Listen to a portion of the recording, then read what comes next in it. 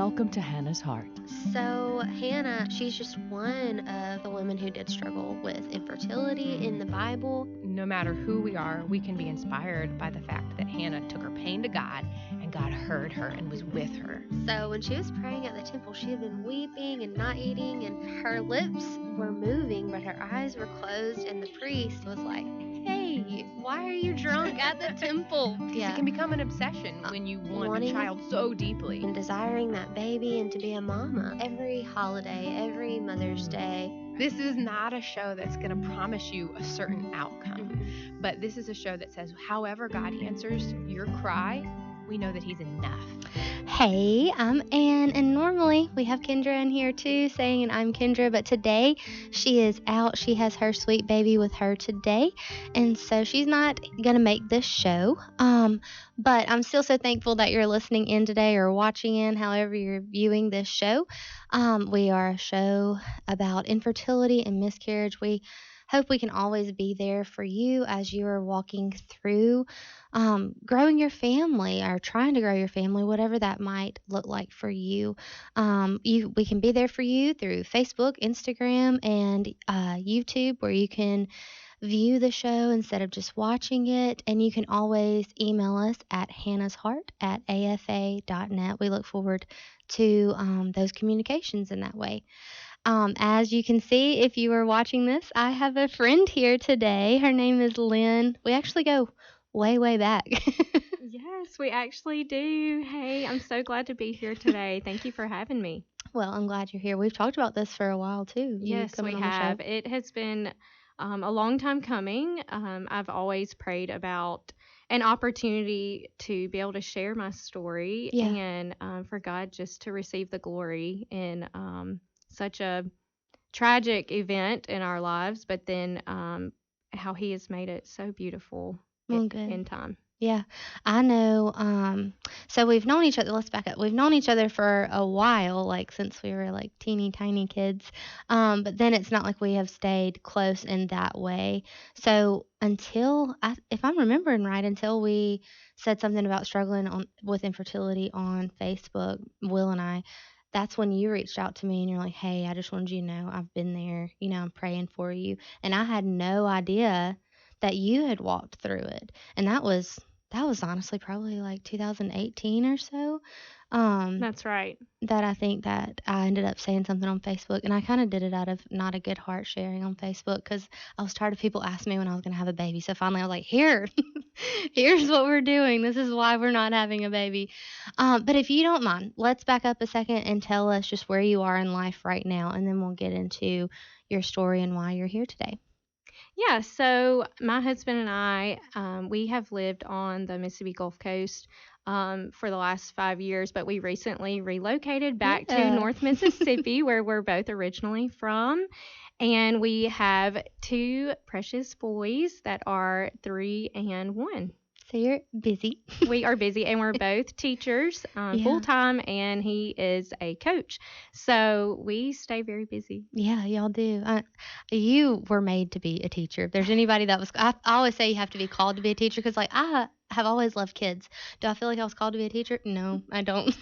Yeah, it definitely is a calling, and I have felt called since the age of 5. So I'm so glad to be, like, fulfilling what I felt was God's purpose and plan for me at such an early age. Wow. So you and Austin, that's your hubby's name. Correct. Y'all, how long? Tell us like your dating story a little bit, and then like maybe what you were thinking about kids before marriage, all that kind of stuff. Yeah, so Austin and I met in 2013. I was a freshman in college, and he was like 1 year post-grad. So because of our age difference, we never really met, even though we were from around the same area. And after we met, it was a very short courtship, as he would call it. He asked for permission to take me on the first date by my father, and it was just a very quick dating experience. And then we were engaged. And so after 7 months of engagement, we got married in 2014. And then we did discuss while we were dating on one of our first dates that we both wanted children and we both desired to have a family. And it's funny because we both sat down and said, we looked at each other on that date and said that we both wanted 3 children. And I think, I'm not really sure for the reasoning behind that. I think we both just, because we come from siblings of 3, that Yeah. it just made sense for us. Yeah. And so that conversation will kind of play into some further conversations. Okay. So that was before marriage. And then once you did get married, and I mean, what was like kind of your like love story, like your story of when you wanted to have children? Right. So we got married in 2014, and I was finishing up college at Mississippi State. And as soon as I graduated, we moved to the Gulf Coast and for teaching opportunities. And after we really wanted to adapt to that new area, find new friends, find a church community before we started talking about having children. And so after a year of living down there and getting really comfortable with the area and our jobs, we decided to start trying to conceive. And so after the first month of me getting off birth control and us trying to conceive, it happened after that first month, and we were wow, that was really fast. Like, okay, God That must kinda really, shock you? like God is really for us. He really wants this to happen right now, and we were perfectly okay with that. We were elated, and that was in the summer of 2017. So we were so excited. We didn't have a lot on our plate. We weren't very stressed out because it was summer break for us teachers. And we were just kind of keeping it quiet. But then after our first appointment, if you want me to go ahead and start the details of that. After our first appointment, we went to hear the heartbeat. I was measuring about 6 weeks along, and there wasn't a heartbeat. And so they said, well, you might be a little bit earlier than we're reading, so we'll have you come back next week. And so we were like, okay, they sounded really hopeful. We'll come back in a week. And so we were just, prayerfully waiting for that next appointment. And we went to the next appointment, and they're like, oh, you're measuring 7 weeks, which is great. There's been growth, but we're still not seeing a heartbeat. And at that point, the look on the nurse's face was a little bit different. We could tell that there was something off about it. But we were still hopeful because they were still giving us hope that the baby was growing. And so after that, they were like, well, we're going to talk to your doctor and let you talk to the doctor.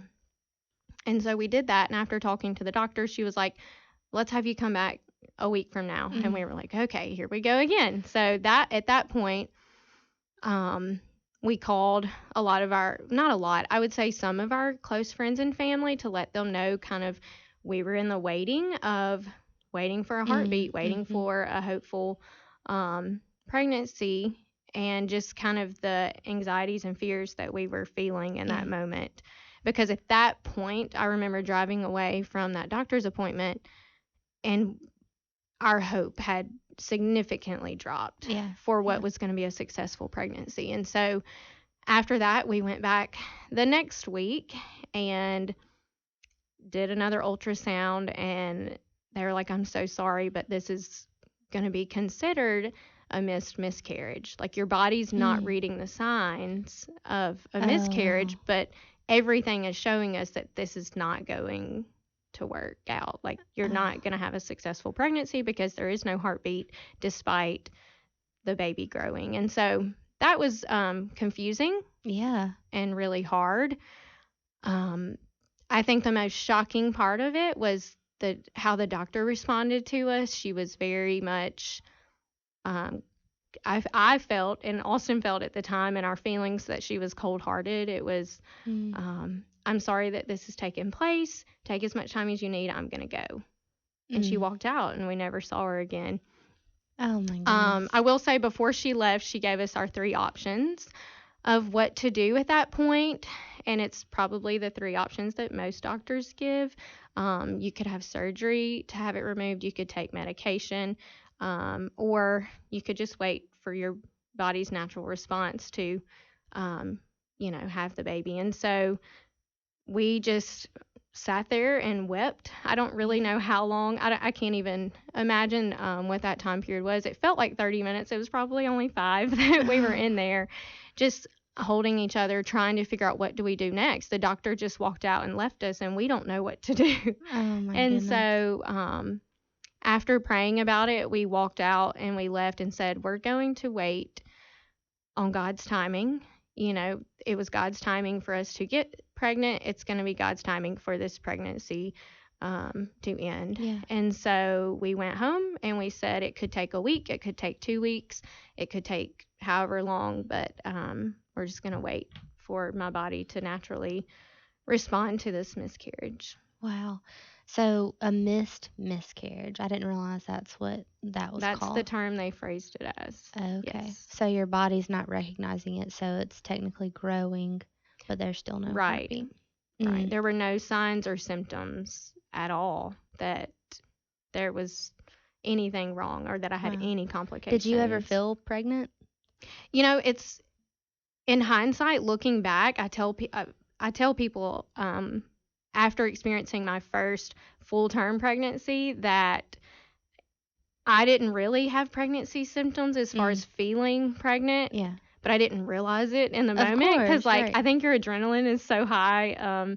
When you first find out you're pregnant, it can those emotions can be confused with pregnancy and then like Yeah. anxiousness, and then the responses and results we kept getting, our emotions were on a Being roller tugged. coaster. Uh-huh, And so, uh-huh. like, I don't know that I really felt pregnant with that first one. Looking back, I don't think I really did. Yeah. Because after being pregnant after that 2 more times, I was like, that was vastly different. You know? Yeah, So, yeah.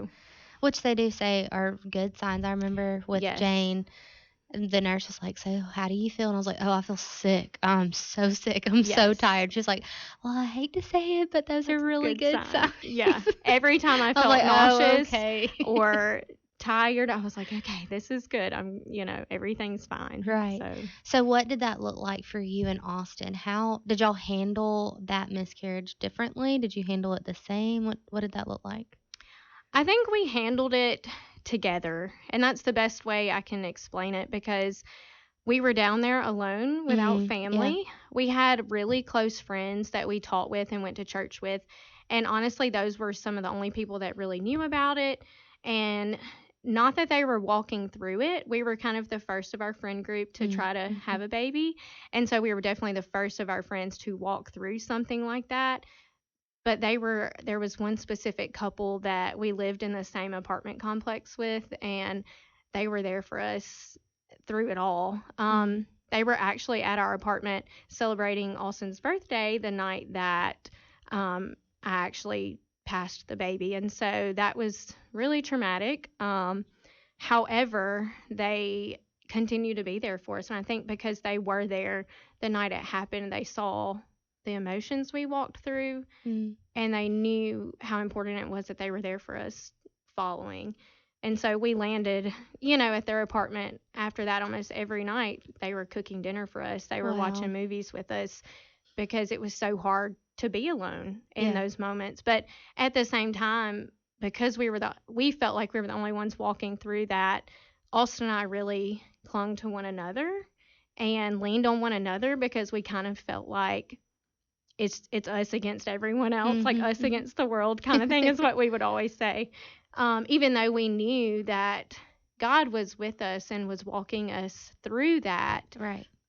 We just felt like it was the three of us, Austin, myself, and God, because no one around us that we were close to had experienced it or walked through it before. And that was really hard, yet I'm so grateful that God gave Austin to me in that moment, and for just for us to walk through that together. I couldn't imagine walking through that with anyone else. Yeah.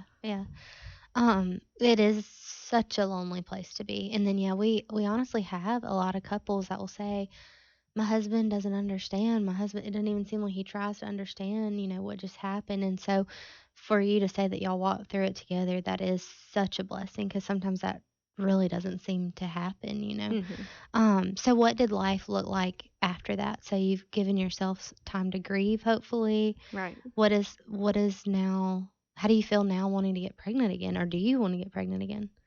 Yeah, so after that happened, we went back to a doctor's appointment, made sure everything was clear, that my body had, done what it was supposed to. And she said, we saw the same doctor, and she was like, allow your body about 3 months to heal, and then you can start trying to conceive again if that's something you wish to do. And it was. I mean, if we could have started right away, we would have. We were just at a place where, okay, we've grieved this loss, but like we're ready to move forward. Let's Yeah. just, we want a baby Well, it so kind of bad. right. We It will, lets you see how bad you yes, do we want a were baby. eagerly waiting for a baby that it was kind of like at all cost. It didn't matter if my body was completely healed or ready or not, or even if we were emotionally healed. We were just like ready to move forward. And so after 3 months of waiting and, allowing my body to heal, we started trying to conceive again. And it didn't happen though after, I would say, about 6 months. And so we thought, well, this is a little odd considering we got pregnant so quickly after the first time trying to conceive. Like, it took 1 month. Why is it taking so long now? And so after 6 months, I decided to find a new doctor and started talking to her about everything we'd been through. And she was like, well, try 6 more months and then we'll start doing blood work and we'll start seeing what happens. If you don't have a pregnancy by then we'll kind of talk about further steps. And so 6 more months went by and nothing happened. Long 6 very long months. And it's like it went by fast because we were so busy with school and friends, but at the same time, every month that went by was very slow and very, just very hard. But then it was like we distracted ourselves a lot with going and doing. And because all of our friends were, they were busy and going and doing. They weren't trying to slow down and have a baby. So we just kind of went along with them. So then after 6 more months of trying, we decided to see this new doctor, and she did some lab work, and the lab work came back that my progesterone levels were lower than they should be. They weren't extremely low, but she's like, I think that we could help this by trying some different medications if you're open to that. And I was like, sure. So she offered a pretty common medication called Clomid for me to take, and that was like the most least invasive option at that point. So I was like, okay, there were some side effects, but nothing that sounded too scary. So I was willing to try it, especially after trying to conceive for almost a year and nothing happened. So the first month that I tried Clomid, I went back for blood work and my progesterone levels had doubled. It was a great sign. She said the medicine was working and doing what it was supposed to. But then we didn't get pregnant. And so I was like, well, that's not right. Something must be wrong with Austin. If it's not me. And so I was trying to convince him to have some tests done, but we never did, and my doctor just encouraged me to try Clomid again. You can try it up to 3 months. So I was like, okay, round 2, here we go. I took Clomid for the second month, and once again, my numbers were doubled what they should be, so it should be working. It should result in a positive pregnancy, but once again, it did not, and so that was really discouraging. At that point, I'm like, do we even try it again? But we continued. We were like, third time's a charm. And so I took Clomid for the third month. We knew this was our last month. We went into it. At this point, I think, on our hands and knees, begging God to give us a baby from this, because we knew that further steps after that would look very different. Right. We knew that it could cost more money. It could cost more time. It could cost our emotions. Invasive. Yes, much more invasive. And so we took Clomid for the third month, and we had actually planned a Disney World trip for his sister's senior trip that month. And so we packed up and we went to Disney World. And this is my first time to Disney World as an adult. Oh, Like, wow. first time ever, and I'm an adult. And it really is, I mean, it was as magical as people say it was. And so we went, and I knew that I was supposed to start my cycle that week. And so I packed all my toiletries with me that week, and we came home from Disney World, and it was on a Sunday evening, right before we were going back to school, returning from Thanksgiving break. And I was unpacking my suitcase, and I was like, I never started my cycle this week. That's odd. And it just didn't dawn on me because we were so busy, sun up to sundown at Disney World. And I just felt God calling me and nudging me to take a pregnancy test. I had one left in my bathroom cabinet, and so I was like, I'm not going to do it. I'm not setting myself up for disappointment because I've done that for months after months on end. And something about the Holy Spirit was nudging me to take it. And Austin was not home for some reason. I can't remember if he had something with soccer, but he was not there. And so I took the pregnancy test, and of course it was immediately positive. And I mean, just the emotions from that were all over the place. But most importantly, I was just in awe, weeping on the floor of my bathroom with a positive pregnancy test, thinking, God, how can this be? Like, I was in question, but then I was just full of gratitude at the same time. Yeah. Oh my goodness. Yeah. That takes me back to memories of my first pregnancy test that was positive. And yet the feelings, you can't really describe them. No. After you've struggled with infertility, and you can't describe the fear of taking the test, but then whenever it actually is positive, there's no describing that feeling. No. So then Austin gets home, and yes, so Austin gets home, and it was shortly after I had taken the pregnancy test, because he still finds me in the bathroom weeping. Like, I had not moved. I was literally in shock to the point of it was almost like I was numb. Like, I could not move to get up. I could not stop crying. I was just in shock. And so he found me, and I showed him the pregnancy test, and we both just held each other and wept again. And it's really incredible thinking back to where we found ourselves 15 months prior to, in the bathroom floor, weeping from such a loss and such a tragedy, to finding ourselves in the same place. Mm-hmm. Different house, different bathroom, but holding each other, weeping, praising God for such a blessing, and how his faithfulness came through in that moment. It's just incredible to look back on. What did pregnancy look like after loss? So pregnancy after loss was very scary. There were lots of moments of doubt, and every day thinking, okay, am I still pregnant? Do I still feel nauseous? Do I still feel tired? All of those symptoms. And then as you begin to feel the baby move, you're constantly replaying that in your mind all day. Is the baby moving? Can I feel the baby? And fortunately, I had a very successful and healthy pregnancy with zero complications. Thank you, Jesus. I know. But it is very scary. It is. Lynn, you mentioned bringing your journal in today. Do you mind reading us some snippets from your journal that you kept during that time? I don't. And I'll say I journaled a lot during our infertility journey. I did not journal after the fact, and I wish I would have. But I literally journaled twice while I was pregnant with Jane, and I don't know why. Journaling is such a great way to process pain. And so I have several journal excerpts from that time. So I will read a part of it.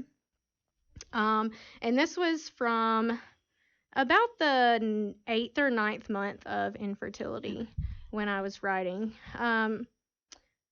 I put, doubt is a heavy word. I feel like it's a word that I have deeply struggled with since our miscarriage in August. Doubting whether I'll get pregnant again, doubting if my body's okay and healthy, and all the doubts. But James 1:6 says, but when you ask, you must believe and not doubt, because the one who doubts is like a wave of the sea, blown and tossed by the wind.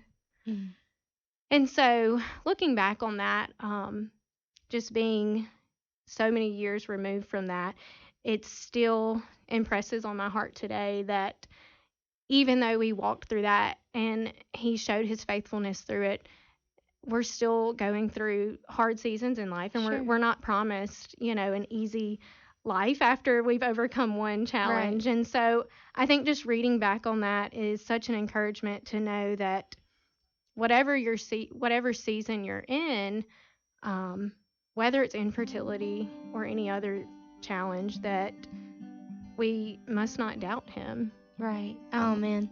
Well, that is so true, Lynn. And I really appreciate you coming on today and telling us about that loss, and then getting us a whole year of then desiring a baby and wondering if that's going to happen. I know that people struggle longer than a year sometimes, but if you've experienced infertility at all, you know that year feels like 1,000 when you're wanting that baby. And so I appreciate you coming on today and telling us about your sweet family now and what that journey looked like to get where you are today. Yes, absolutely.